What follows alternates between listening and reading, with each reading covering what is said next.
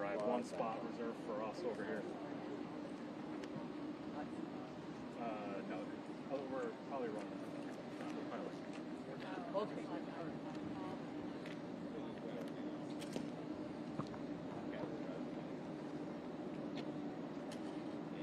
They're still on the tour, so probably another 15 minutes or so.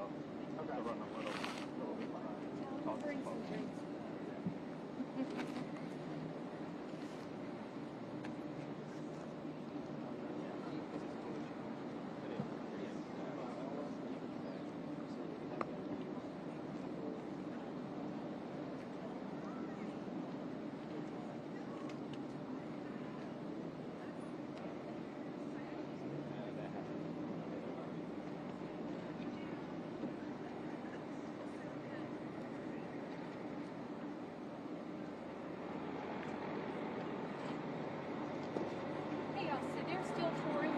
Right now, your media advisory's in June, right? So yeah, so they're still touring it. I don't know exactly what time they're going to be over here. Thank you for your patience. I know it is hot. Thank you.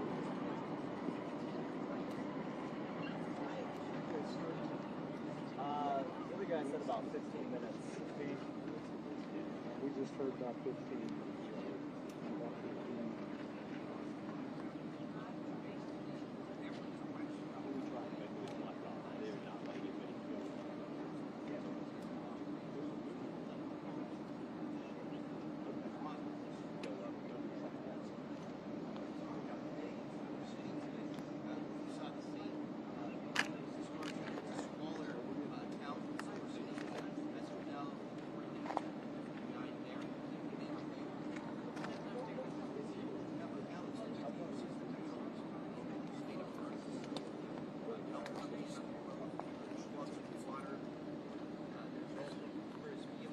Power company working to restore power. The damage on the roads of power lines that are down, poles that have been destroyed is extensive, miles and miles that will have to be worked on to restore the power from the area of people that have been affected. There's actually a lot of traffic from all of the help that's coming in from well before. There's going to be a lot of work to be done, not just from the authorities and the power infrastructure, but also from the neighbors themselves, owning their belongings. Talking to some of the neighbors in Silver City who are trying to just rescue the type of items they can take with them, understanding that almost everything they own was destroyed. We're going to hear from some of the neighbors here in Rolling Fork. Yeah, we've got. So you can fill in wherever you want. I am just saving one spot between the third camera from the right. Okay. Okay. All right. We're going to the pool. Okay. Yeah, we just did our bosses in the road one of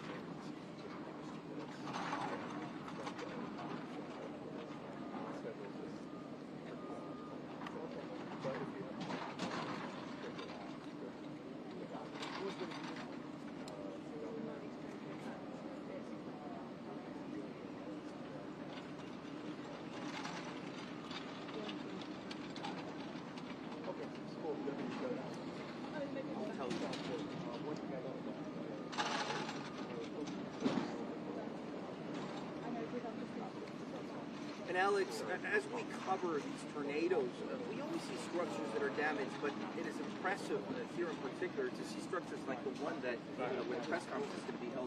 This is a structure made from brick, and you can see how the tornado tore some of the walls apart. You can actually see bricks on the ground. This isn't something that we normally see in tornadoes tear apart buildings that are made from brick. This is just part of the destruction that you can see. As the mayor in Rolling Fork said, it is extensive. The town was pretty much destroyed by this tornado, Alex.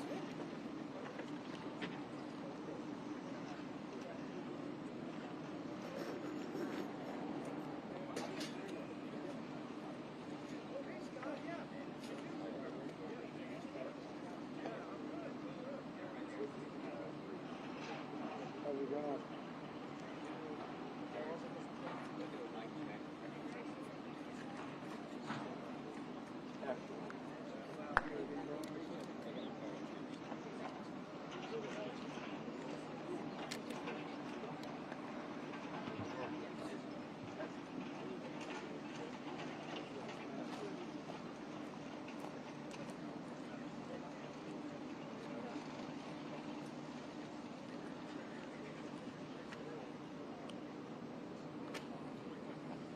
good on your end?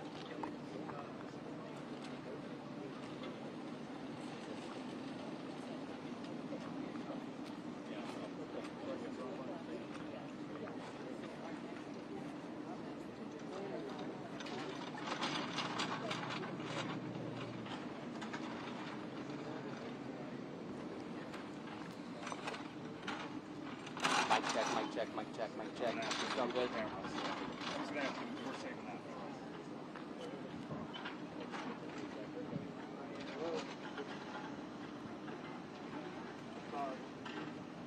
ABC is also taking this meeting.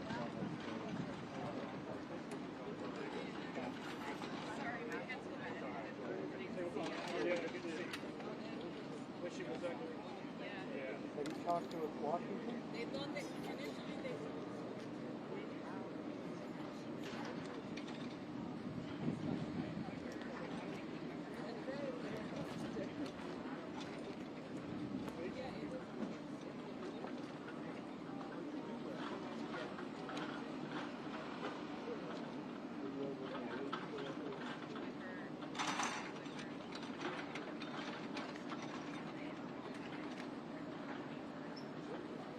Not yet.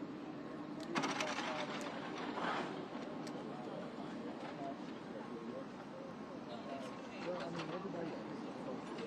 Oh, no, that's good.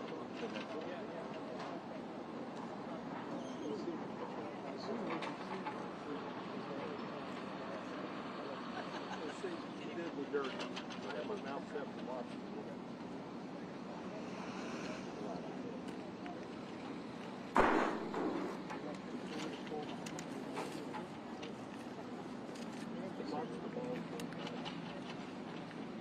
Takes too many to fill me up. Everything's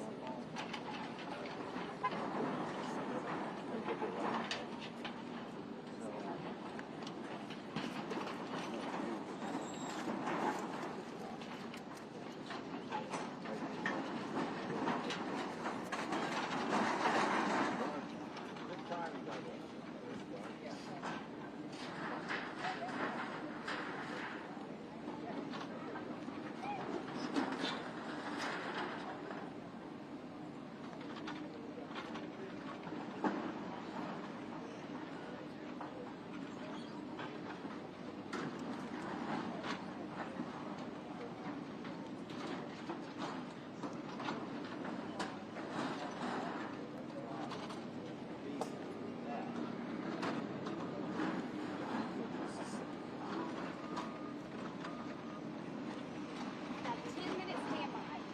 10 minutes. 10 minutes.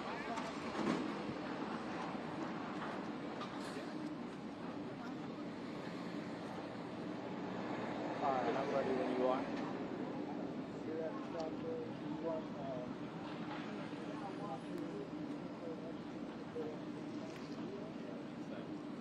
Yeah, but you don't. You should see the screen. yeah,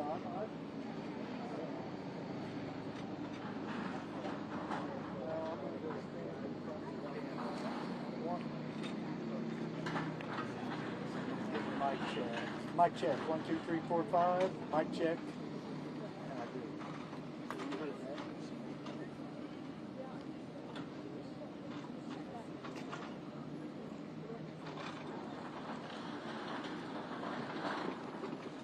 You didn't see mic check?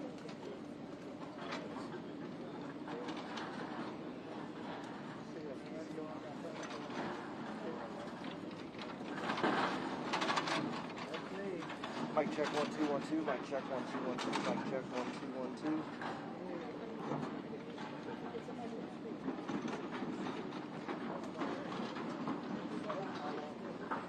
Mic check 1 2 1 2. Mic check. You said what? Okay, got it. Sounds good. All right, this will be another mic check. 1, 2, 3, 4, 5, 5, 4, 3, 2, 1. Mic check, mic check, mic check. Sound good? Good? Yeah, I'm hardwired. Check, check, check. 1, 2, 1, 2. I'm hearing it in my camera.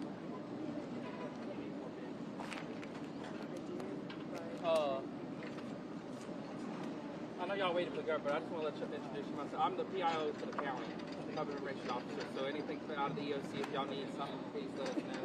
You'll probably call myself. Are you going to have county officials? I have no idea. I know they're not. I mean, they're worried about this, but they're not worried about this. Like we want this. They're trying to get stuff, but they're more trying to. They're on the boots on the ground. So I think the mayor's going to be here. I have no idea. I'm also the city. So yeah. 228. I know it's crazy. 223-5525. Thank you. You're welcome. 228. 223-5525. Jordan. With, Yeah, the county. What's your last name? Hartshorn. Hartshorn.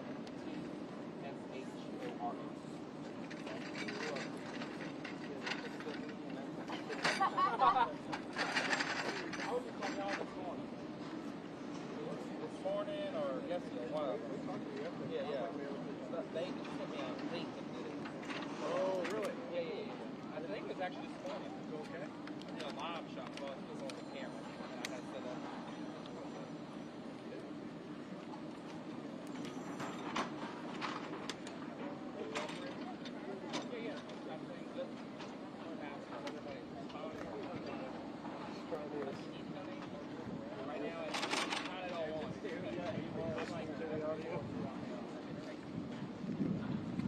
Mic check, 1, 2, 3. Are you hearing it? Mic check, mic check. You hear it? Mic check. Mic check, 1, 2, 3. 1, 2, 3.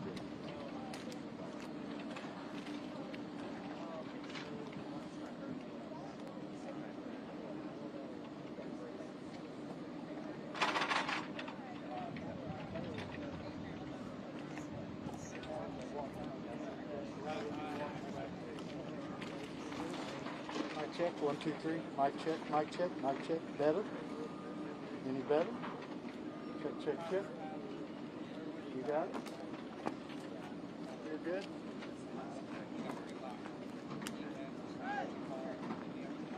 Okay, thanks.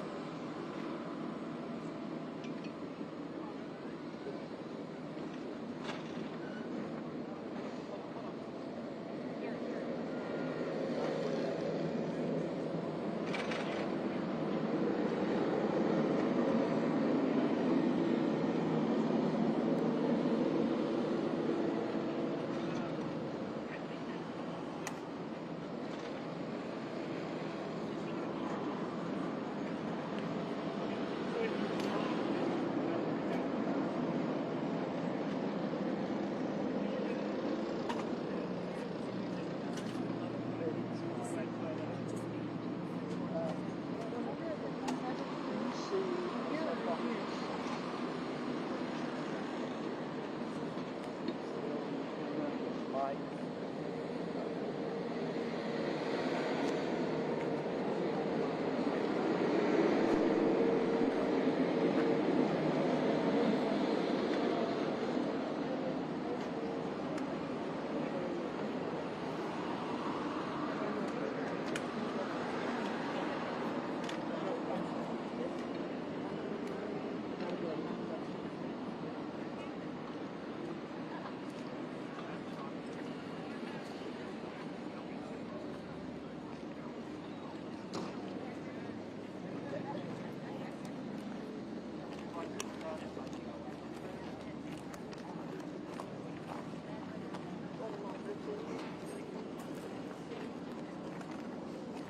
Right here? Good.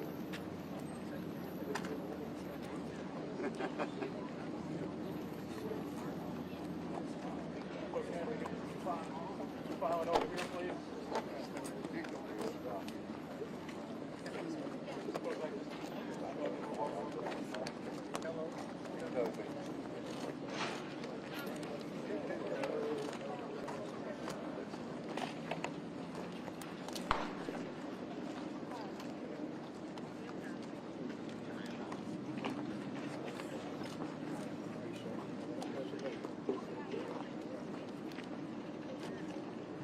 Well, I just want to thank everyone for being here today.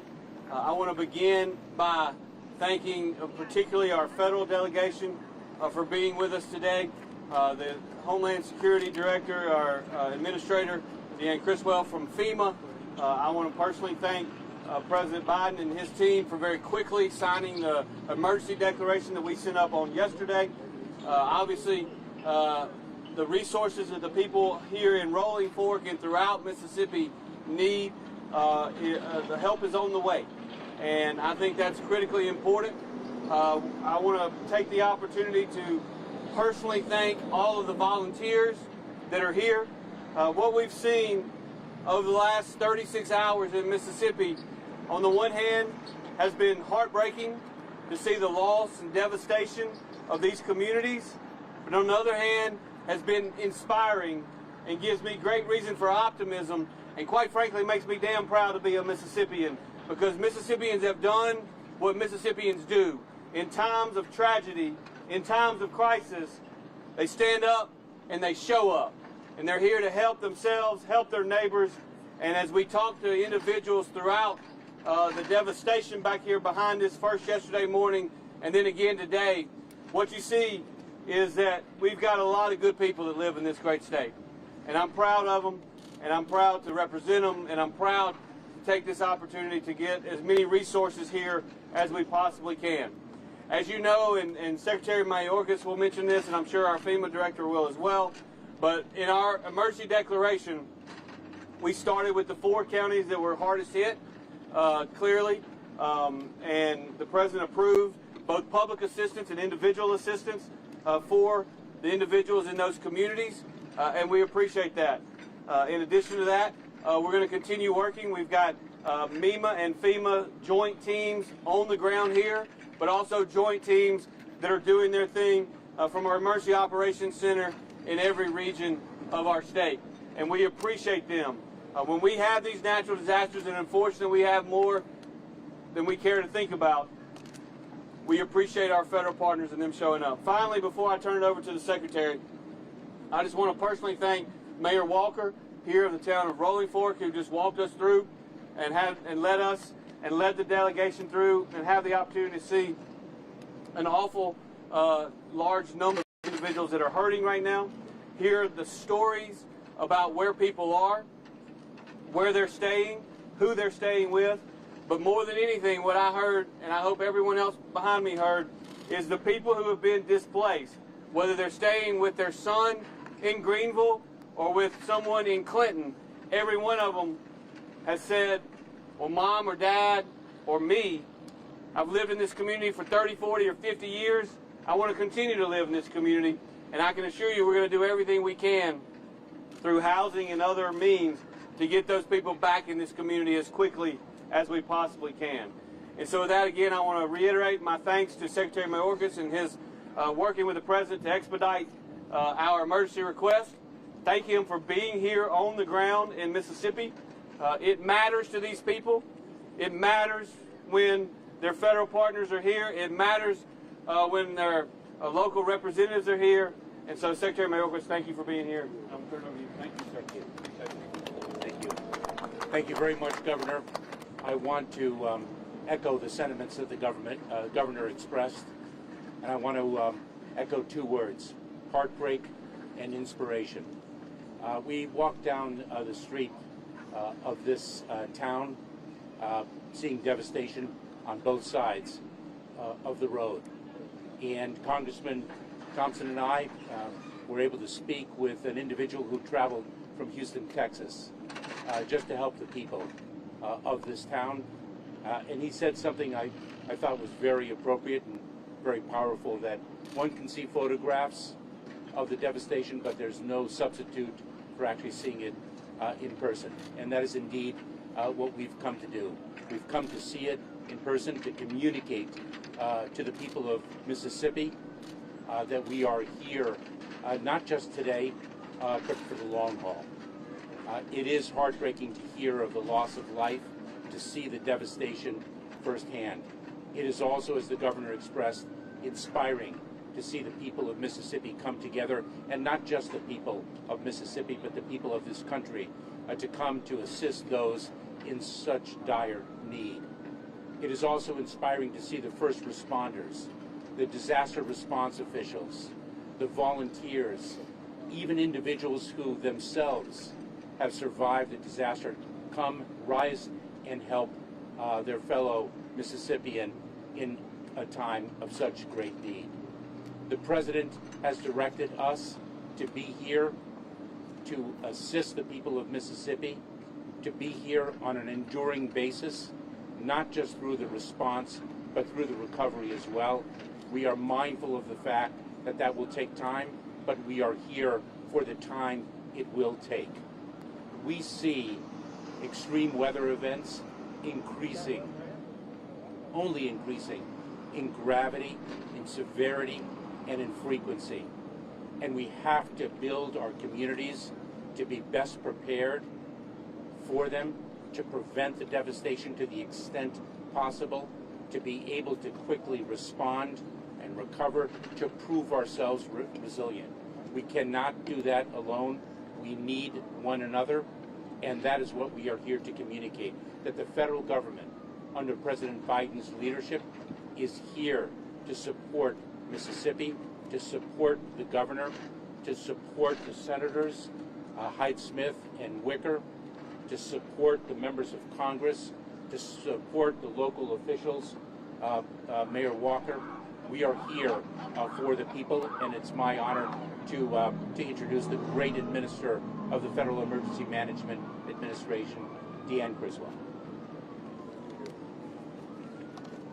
Thank you, Secretary, and I am so appreciative of you joining us here today on the ground, because, as he said, it just makes such a difference to be able to see firsthand the impacts that these communities have faced.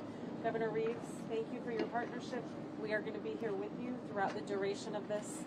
And Mayor Walker, so inspired by how you have led your community, how your community continues to come to you, true leadership in action, and it's going to be really important in the days and the weeks ahead. And also just want to thank the entire congressional delegation, right? They are here to make sure that we are bringing everything we can to support this community.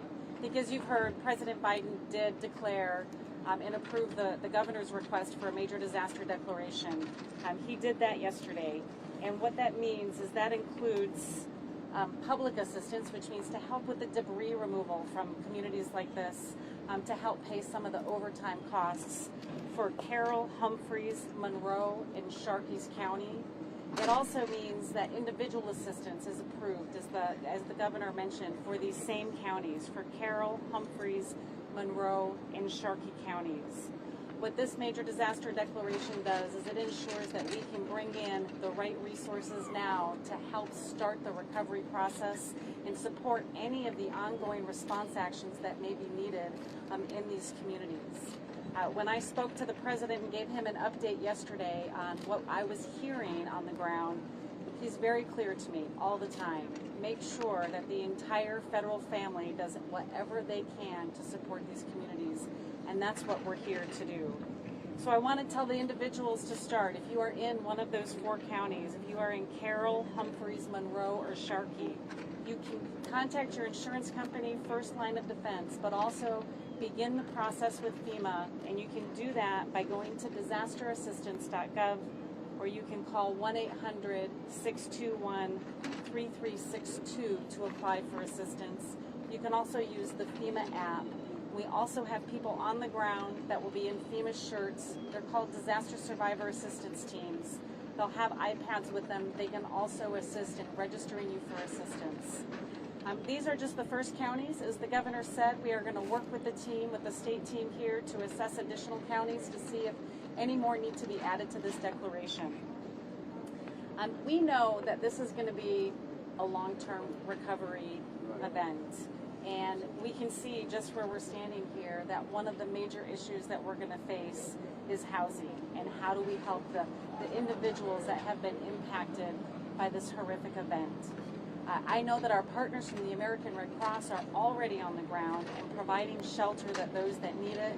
And I think, as you heard the governor say, so many family members, extended family members, neighbors helping neighbors are already supporting some of that initial temporary sheltering solutions to help people stay safe right now. But we are going to continue to work with our state partners to find the right solution for individuals in this community, because we know that every individual has a unique need. Every family has a different situation, and so we want to make sure that we understand what the needs are and what the best tools are going to be to come in and support this community as quickly as possible. I'll give a little bit of an update on some of the things that we are doing on the ground right now. Our Region 4 Administrator, Gracia Check, she's here with me today. She has been in constant communication with the state director as well as the governor since before the incident happened, when we were monitoring the threats of what was going to happen. And our Regional Response Coordination Center has been activated, being able to support and send in resources at the state's request. If there were any additional needs or gaps identified, we would have been able to bring those in and support as needed. We've sent an incident management assistance team. They are right now at the State Emergency Operations Center. They are embedded there, and they will work side by side with our state partners to support them in helping to make sure that the right federal resources that are available are here and supporting these communities. And then yesterday, as I mentioned already, I directed our disaster survivor assistance teams to come in and start going door to door into these communities, helping people register for assistance. What I would say right now is our number one concerns is still life safety. Because you look around here and you look at the debris, I just really encourage everybody to remain vigilant, stay cautious. There is a lot of hazards within this debris. And unfortunately, there's been so much loss of life, which is just heartbreaking.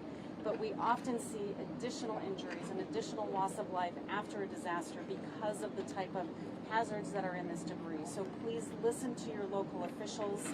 If there's roads that are closed and barricades, please don't go around them. That means that there's a hazard over there.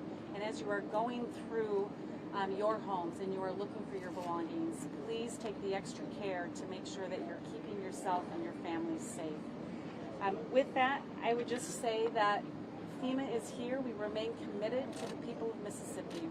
We will be here for you now. We will be here for you next week. We will be here long after these cameras are gone to make sure that we are assisting you with all of your recovery needs. Governor, you have my commitment that we will be here throughout the duration of this recovery effort. And so with that, I would now like to turn it over to Senator Wicker for his comments. Thank you, Madam Administrator. And I'm joined with Congressman Thompson. Congressman, come on up here, and Senator, come on up here. I want us to stand together because I want you to know that this delegation is shoulder to shoulder for Mississippi in this regard. We got a letter together of both of our senators, all 4 members of the House of Representatives yesterday afternoon, got it up to the President of the United States. I want to thank the President for calling each of us individually I want to thank him for sending a member of his cabinet here. We don't always get cabinet members, but we thank you, Mr. Secretary and Madam Administrator. And we are also in it with you for the long haul. We appreciate Mayor Walker and the state officials that are here, the law enforcement that have come in, and we realize this is going to be a long process. Let me say this before I turn it over to Senator Hyde-Smith and Mr. Representative Thompson. We're about to spend some local and state money on this. We're going to do it in coordination with one of the best state emergency management teams in the country. We're good because we have experience. We really would prefer if we didn't quite have as much opportunity to show how good we are. But the governor has put a good team together, and we've been visiting with them yesterday and today. Madam Administrator and Mr. Secretary, we're going to spend some money. We're going to get the best guidance we can from Jackson and Washington, D.C. We want cooperation when we ask for reimbursement. We've had problems in the past. I don't anticipate any problems in the future because we're going to work with you. We're going to spend the money the right way according to the statute, and we want a smooth transition of those funds. I too am impressed with the spirit of can-do. There's no victimhood in this community today, and we're there with you. We'll be back again, and we're with you for the long haul. Senator Hyde-Smith. Thank you, Senator Wicker, and I tell you, when I got the text Friday night and Saturday morning started coming to my phone, I knew it was bad, but until I got here yesterday, it is undescribable until you see this.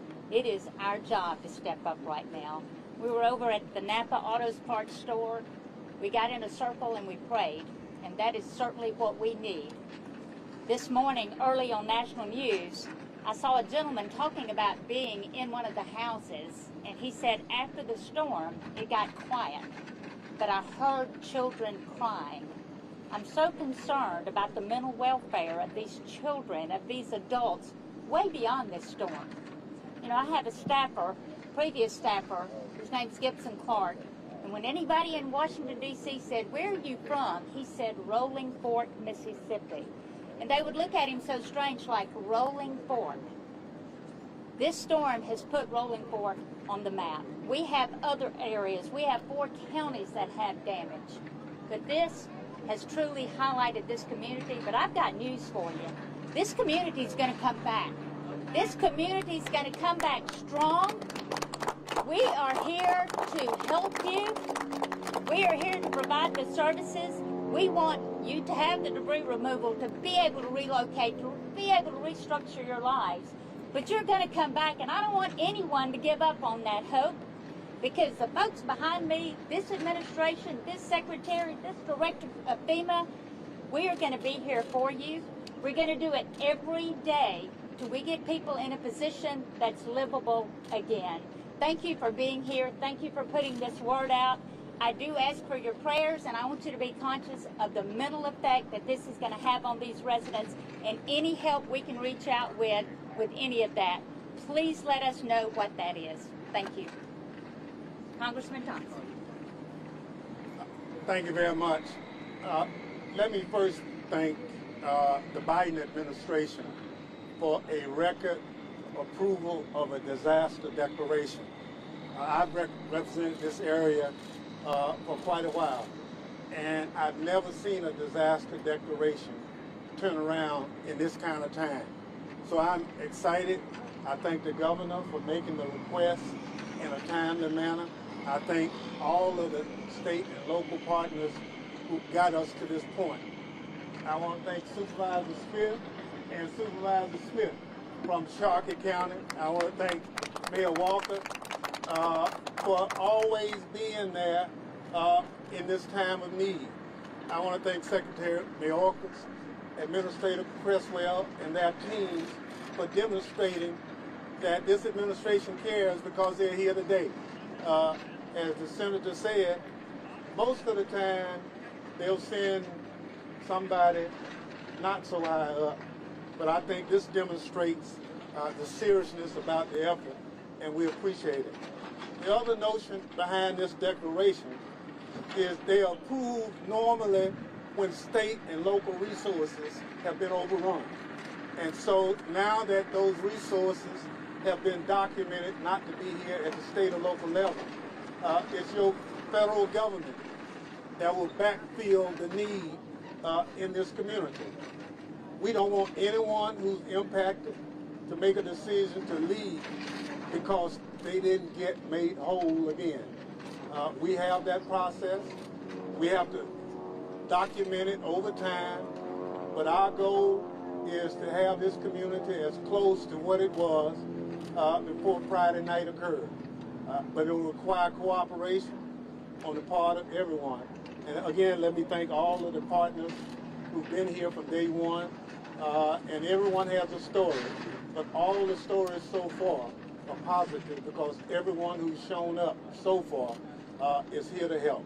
Apart from that, let me turn the mic over to Mayor Eldridge Walker, the mayor of Rolling Fork, Mississippi. Thank you, Congressman. First of all, to Secretary, Director, the Governor of the great state of Mississippi, and all the representatives who are here from this great state, Mayor Flaggs from Vicksburg, Mississippi. On behalf of this entire community, first we want to say thank you. We want to thank you for all that you're doing for our families here and making sure that the city of Rolling Fork will come back bigger and better than ever before. We want to make sure that our displaced families are taken care of. That's being done.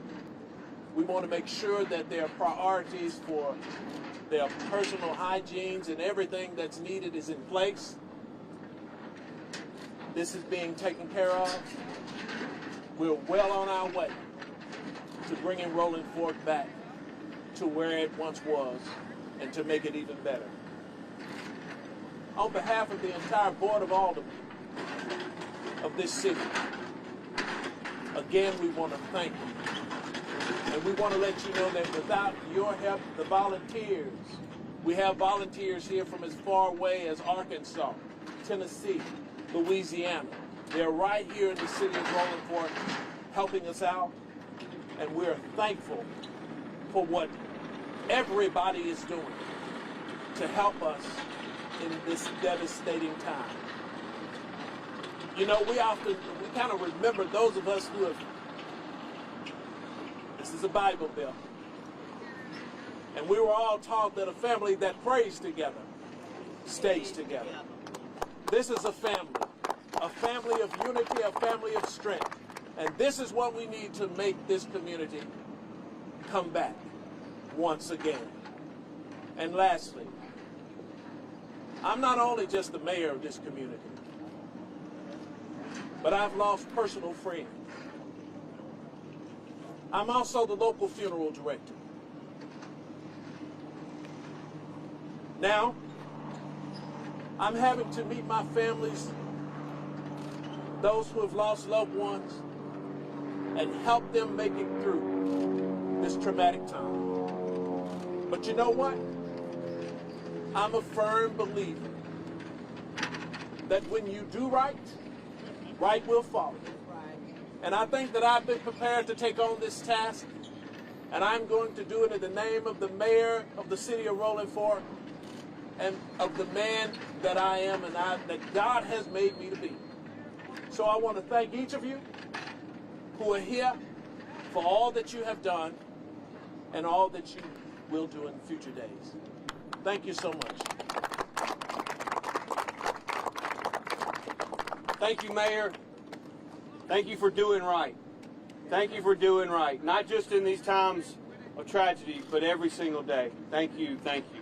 I'm going to open it up to questions, but before I do, I just want to remind everyone that we are here in Rolling Fork, and Rolling Fork is certainly devastated. But this disaster did not stop across that road right there. I made stops yesterday with the Humphrey County Sheriff in Silver City, and in Winona, and in Amory, and there's damage in Smithville, and Vaden, and a lot of other places throughout our state. And so while we're all here today, please know that we also are thinking about our friends and neighbors in those communities, and the resources that the President approved yesterday after my request for a declaration will be provided in those communities as well. And so we've got a lot of press here today, a lot of national press here today, and we're here in Rolling Fork because as the storm came across the Mississippi River, the most and the first major damage occurred right here. But it's not unique to here. As I walked through those communities yesterday, I promise you there's a lot of hurt in other places in our state too, and we're going to keep them in our prayers as well. And so with that, I'm going to open the floor to questions. Yes, ma'am, I'll start back here. Hi, Isabel Rogers with CNN. A question for yourself, Governor, and perhaps also for the Administrator. We have more severe weather along the way today, perhaps even threatening these already hardened areas. The Storm Prediction Center just upgraded the risk today from a level 4, a 5 moderate risk, with a tornado risk being increased as well from southern Mississippi to southern Alabama. Are you bracing yourself and activating any resources preemptively? What message do you have for the residents here? Well, thank you for the question. And for those of you who did not hear it, it was a question regarding the potential for severe weather that we have in the state of Mississippi this afternoon. Now, we have been monitoring that very, very closely. Obviously, with the visits from our friends from Washington, what we have found is that the vast majority of the most severe weather is expected south of Interstate 55. We are monitoring it very closely. We have our State Emergency Operations Center. We were there earlier today. We do have MEMA personnel there watching and prepared to dispatch whomever needs to be dispatched. In the height of the storm on Friday evening, we had over 300 search and rescue personnel situated throughout the state. A lot of state assets, a lot of local assets, and we are prepared that in the event that occurs this afternoon, we will be there. We will be there. Senator Wicker mentioned earlier, it's unfortunate, but we've had to deal with these kind of storms a lot in Mississippi lately. A lot of you may or may not know, I got sworn in January of 2020. In my first 14 months in office, we had 14 federally declared disasters. We've got a great team of emergency management professionals, not only at the state EOC, but a great team at the local level as well. And yes, we have been in communication with them to be prepared. Obviously, South Alabama is also in those lines for potential severe weather today. What we've seen, much like the storm that occurred here Friday night, is in the 24 to 36 hours that are leading up to this afternoon, it appears that the risks seem to be getting worse and worse, not better. And when you stand here and see this, what feels like a beautiful weather day in Mississippi, please be aware and please know if you are south of I-55 in Mississippi today, there are significant risks. We are prepared. We obviously have a lot of assets and a lot of resources from here to Amory and everywhere in between. But in Mississippi, we will have people prepared to go if and when necessary. I'm going to ask the Secretary to comment as well if he would like, or Dan, either one. I would say one quick thing, and then I'll turn it over to the Administrator, and that is that people should listen to their local officials and heed their warnings and follow their instructions with respect to what to do if, in fact, a severe weather event is imminent.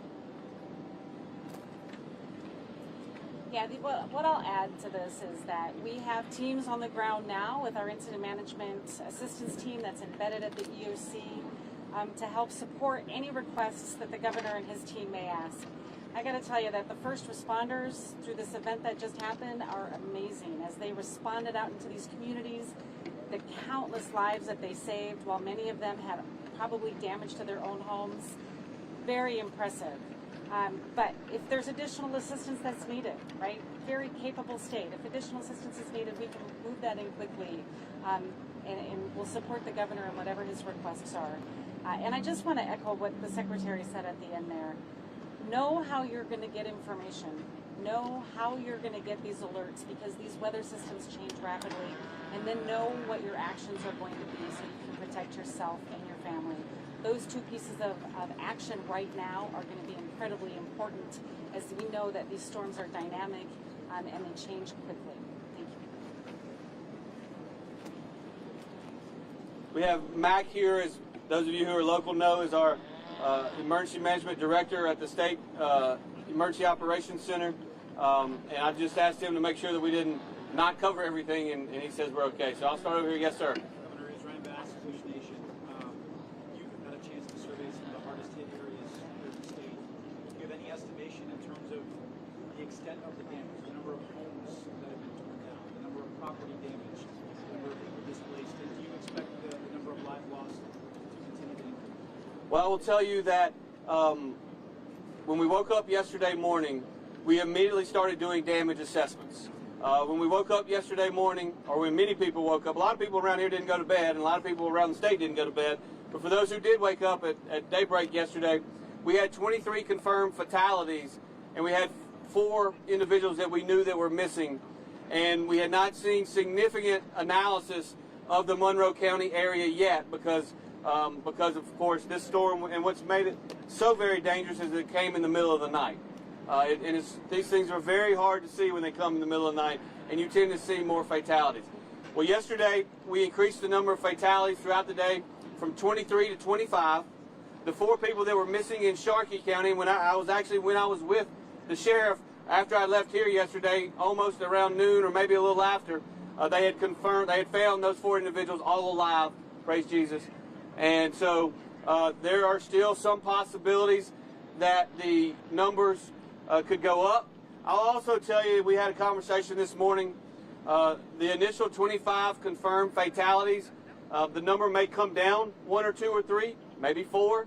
And the reason for that is not that the fatalities didn't occur, it's just there are some possibilities that they didn't occur because of the storm. They were for other more natural causes. And so we're monitoring that. It is certainly possible that the number of fatalities can still go up.